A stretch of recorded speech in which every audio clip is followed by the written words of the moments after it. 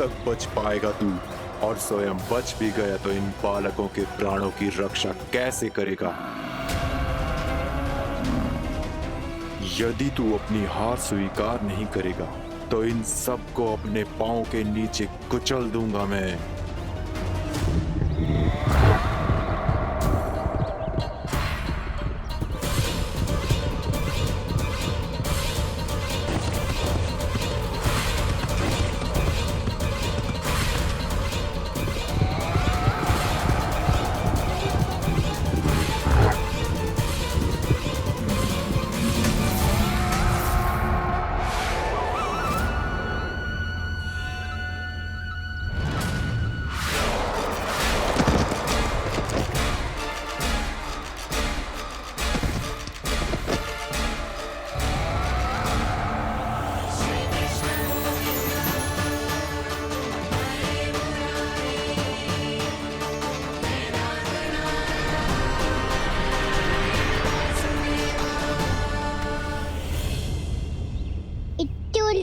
क्यों प्रमिला?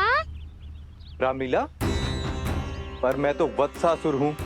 अब हो, पर वत्स से पहले तो प्रमिला थे। माँ भली असुर। तो फिर मैं वत्सासुर कैसे बना प्रभु? एक बार तुम माँ ऋषि वशिष्ठ के आश्रम गए थे।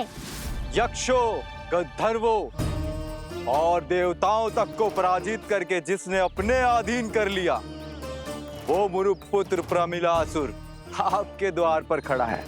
महर्षि वशिष्ठ स्वागत नहीं करेंगे?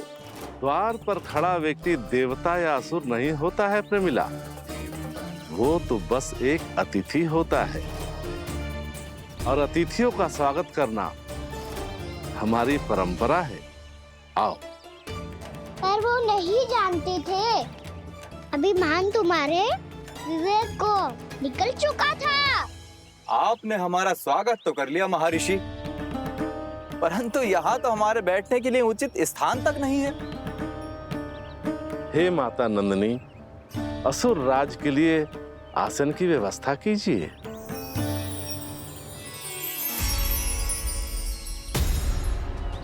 विराजिए असुर राज।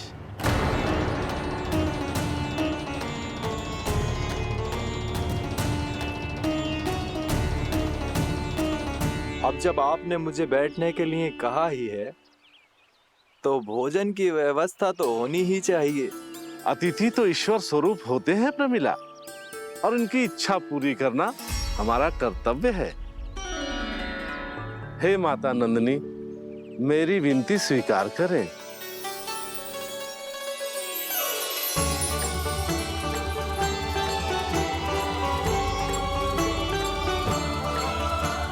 आरंभ करो प्रमिला। ये तो बहुत ही चमत्कारी गाय है, किसी भी मूल्य पर इसे प्राप्त करना ही होगा मुझे। फिर तुमने ऋषि वशिष्ठ से नंदिनी को पाने की योजना बनाई और कुछ ही दिन के बाद ब्राह्मण का रूप लेकर उनके आश्रम पहुंच गए। कहिए ब्राह्मण देव, मैं आपकी क्या सेवा कर सकता हूँ? महर्षि वशिष्ठ के आश्रम आया हूँ। रिक्त हाथ वापस लौटना तो संभव ही नहीं है। ईश्वर की कृपा से आपके मन में जो है वो सब मिलेगा। अपनी इच्छा प्रकट कीजिए ब्राह्मण देव। तो महर्षि, ये गाय मुझे दान में दे दीजिए। गाय मुझे दान में दे दीजिए। किस सोच विचार में पड़ गए महर्षि? क्या आप ब्राह्मण की इच्छा पूरी किए बिना ही उसे आश्रम से लौटा देंगे? किंतु इस ढोंगी के कुचक्र में मत फंसिए महर्षि। ये ब्राह्मण नहीं, असुर प्रमिला है, जो छल में मुझे आपसे छीनने आया है। छल? मेरे साथ छल करता है दुष्ट? तुझे इस कपट का दंड अवश्य मिलेगा। माता नंदिनी, इसके कुकर्म का फल दीजिए। तूने एक दिव्य गाय को पाने के लोभ में अपना वेश बदला था। अब मैं तुझे श्राप देती हूँ, तेरा वेश सदा सदा के लिए बदल जाएगा। इसी क्षण से गाय का बछड़ा अर्थात वत्स बन जाएगा तू वत्सासुर, बन जाएगा तू वत्सासुर। ये क्या हो रहा है मुझे?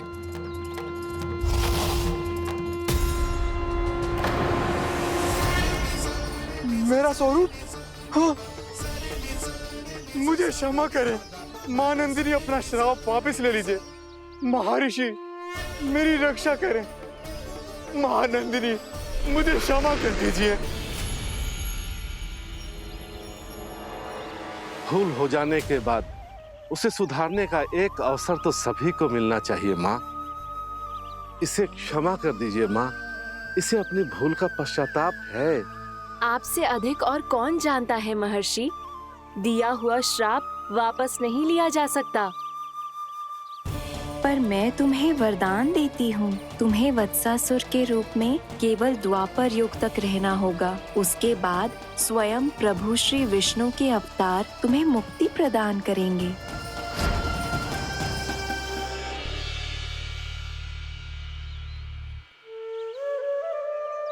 मुझ जैसे मूर्ख अभिमानी दुष्ट को भी आपने मुक्ति प्रदान की प्रभु।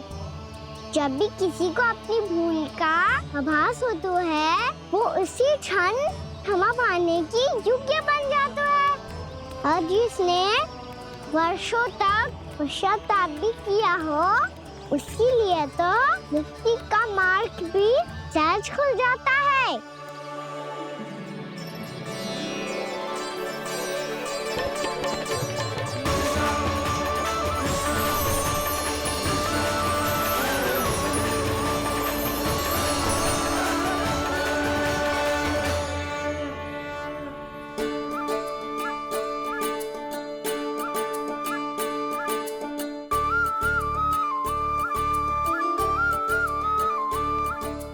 यशोदा,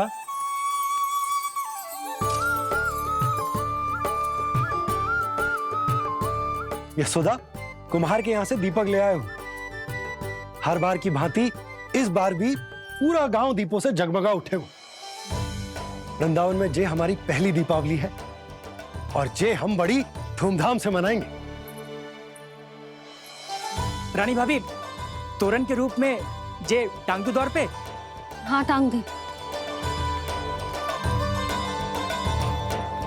अरे ठहरो, बंसी, जे तोरण थोड़ी ना है।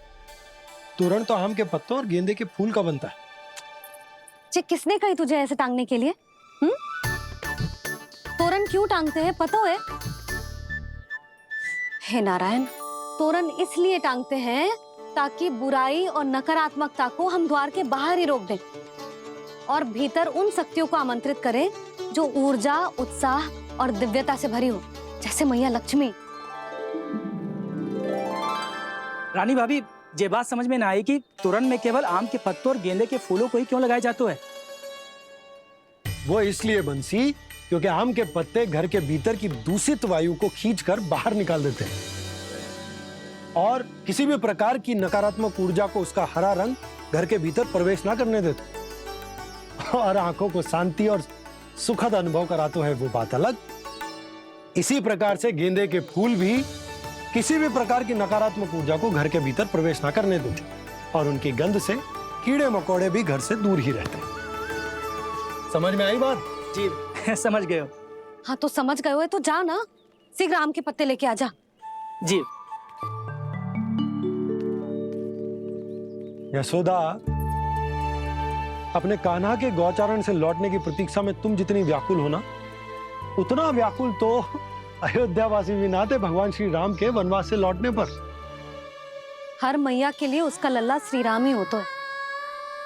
अच्छा, एक बात बताओ, तुम अपने श्री राम, मेरा अर्थ है कि तुम्हारे लल्ला की प्रतीक्षा ऐसे ही भूखे प्यासे खड़े रहकर इस द्वार पर करने वाली हो क्या?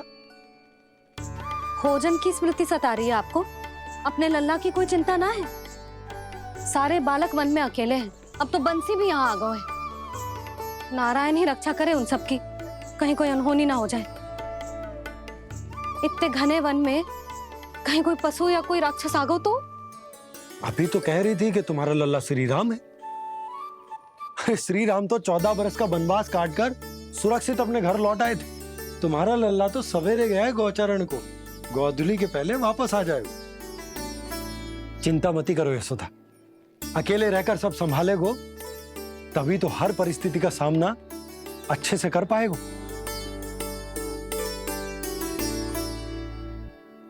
कान्हा,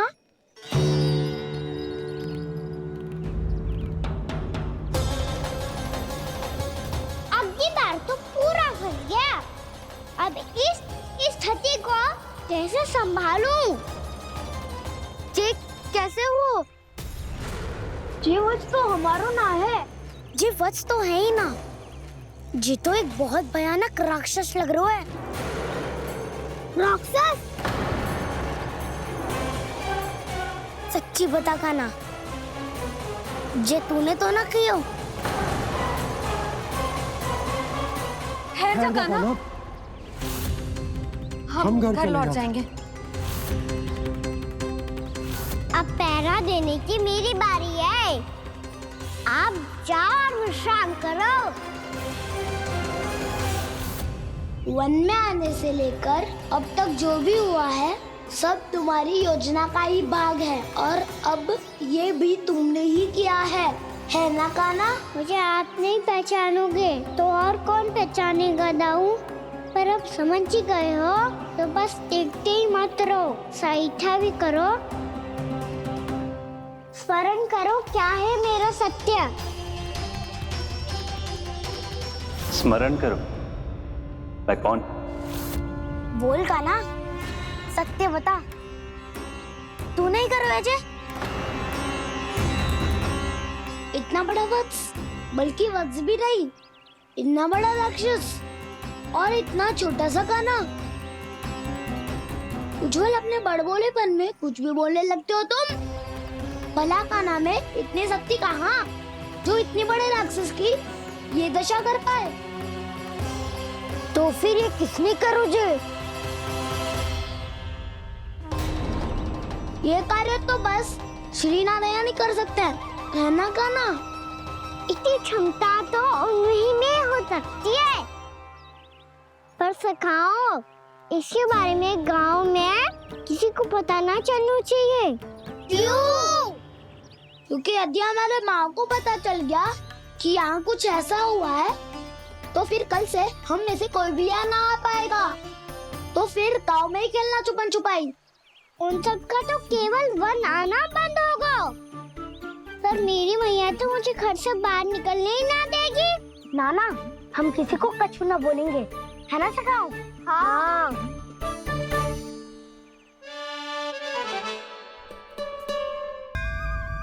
क्या होगा हो सकता? तो हाँ क्यों ना कह रहा है? क्योंकि हम यदि वन में आते ही रहे और ऐसे ही भयानक राक्षस या पशु ने हम पर फिर से आक्रमण कर दिया तो कान्हा, है ना? मेरे कहने का अर्थ है कि श्री नारायण है ना, जैसे उन्होंने आज हमारे प्राणों की रक्षा की, भविष्य में भी वही करेंगे। तो चलो और सारे के सारे खाद होली का समय हो गया है, वापस चलना चाहिए। मना तो कर दिया है, पर ये सब मानेंगे यदि इनमें से किसी ने भी भैया के सामने मेरा भेद खोल दिया तो?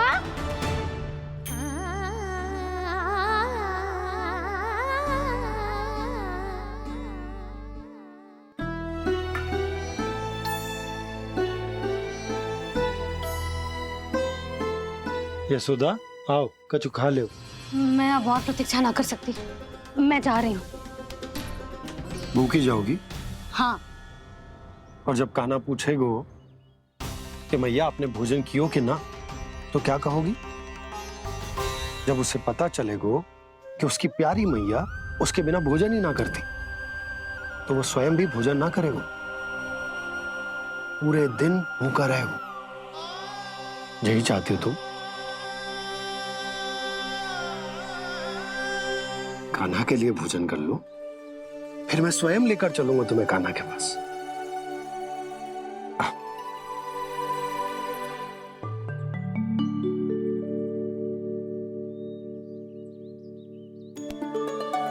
आपने कान्हा का नाम लियो है, इसीलिए खा रही हूँ।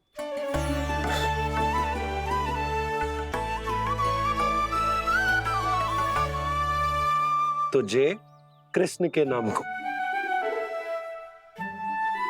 जय बात। और जे वाला यशोदा नीलमणि के नाम का। अरे नीलमणि के नाम का मान ना रखोगी तो उसे लगेगा कि ये कृष्ण कान्हा जैसे नए नाम आ जाने से उसका पुराना नाम फीका पड़ गो। स्मरण है ना तुम्हें कि कान्हा के नामकरण से पहले नीलमणि नाम ने हमारा कितना साथ दिया। तो जे तो खाना पड़ेगा।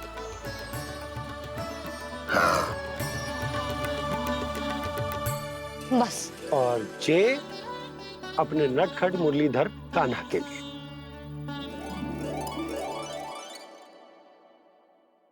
लल्ला का नाम ले लेके आपने पूरा भोजन करा दियो। अब चलो, ले चलो मुझे उसके पास। आपने कही थी ना। हाँ यशोदा, ये लो।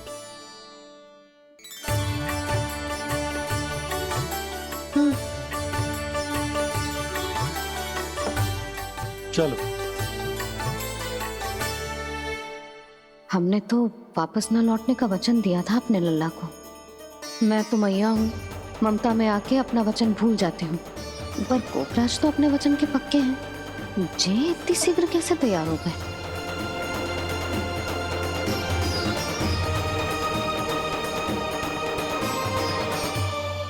मरण है ना, आज जो हुआ है उसके बारे में कोई एक शब्द भी ना बोलेगा। समझ गए? हम तो समझ गए कान्हा, और हम बताएंगे भी ना। पर इसकी मृत्यु देखकर क्या करें?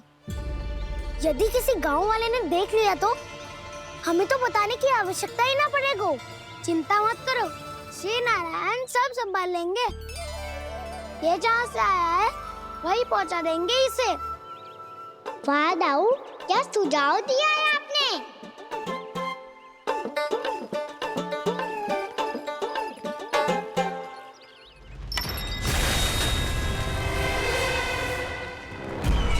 देखना तुम दोनों, जो कोई नहीं कर पाया वो वत्सासुर करके दिखाएगा। बंध कर देगा मेरे उस शत्रु का विष्णु अवतार।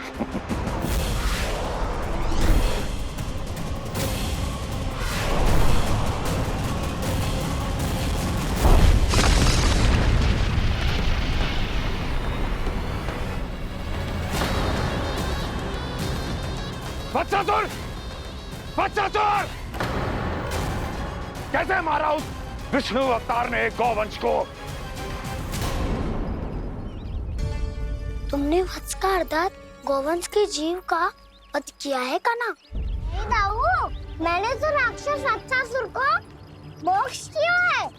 अपने कर्मों को घुमा फिरा के सही सिद्ध मत करो कान्हा। मेरी बात सुनो, मैं दाऊ हूँ तुम्हारा। वो जो भी था पर था तो गौवंश से ही ना।